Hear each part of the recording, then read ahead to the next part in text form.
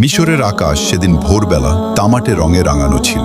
নীল নদের তীরে লক্ষ লক্ষ বনি, ইসরায়েলের সন্তান, ক্লান্ত ভয়ার্ত কান্নায় বিপর্যস্ত। পেছনে ফেরাউনের বিশাল বাহিনী, ঘোড়ার খুরের শব্দে মাটি কাঁপছে। সামনে নীল নদ, বিশাল, গভীর, অতল। বনি ইসরায়েলের লোকেরা মূসা আলাইহিসসালামের দিকে ফিরে চিৎকার করল, হে মূসা, আমরা ধরা পড়ে গেলাম। তখন মূসা আলাইহিসসালাম, সেই মানুষটি যাকে শিশুকালে আল্লাহ নদীর পানি থেকে বাঁচিয়েছিলেন, যাকে তুর পাহাড়ে আল্লাহ নিজে ডেকেছিলেন, নির্ভীক কণ্ঠে বললেন, কখনো না, আমার রব আমার সাথে আছেন, তিনিই আমাকে পথ দেখাবেন। তখন আল্লাহর ওহী নেমে এলো, তোমার লাঠি দিয়ে সমুদ্রে আঘাত করো। মূসা আলাইহিসসালাম তার সেই পরিচিত লাঠি তুললেন, যে লাঠি একসময় সাপ হয়েছিল ফেরাউনের দরবারে, যে লাঠি দিয়ে পানি বের হয়েছিল পাথর ফুঁড়ে। তিনি নীল নদের দিকে এগিয়ে গেলেন এবং সজোরে আঘাত করলেন। সেই মুহূর্তে এক অকল্পনীয় দৃশ্য, নদী দুই ভাগ হয়ে গেল, পানির দেয়াল দাঁড়িয়ে গেল পর্বতের মতো দুই পাশে। মাঝখানে শুকনো মাটির পথ, 12টি আলাদা পথ, বনি ইসরায়েলের 12টি গোত্রের জন্য।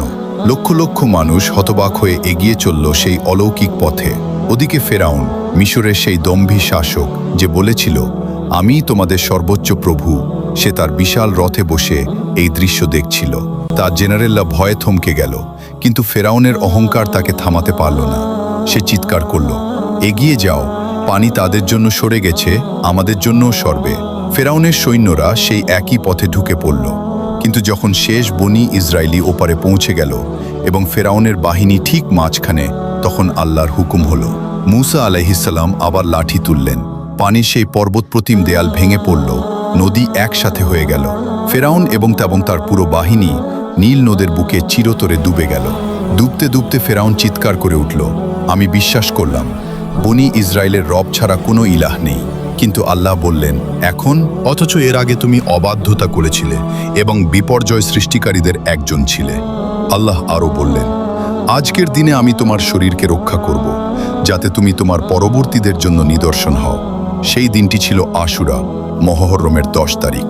রাসূলুল্লাহ সাল্লাল্লাহু আলাইহি ওয়াসাল্লাম মদিনায় এসে ইহুদিদের এই দিনে রোজা রাখতে দেখলেন। জিজ্ঞেস করলেন, কেন রোজা রাখছ? তারা বলল, এই দিনে আল্লাহ মূসাকে এবং বনি ইসরায়েলকে ফেরাউনের হাত থেকে মুক্তি দিয়েছিলেন, তাই মূসা আলাইহিসসালাম শুকরিয়া হিসেবে রোজা রাখতেন।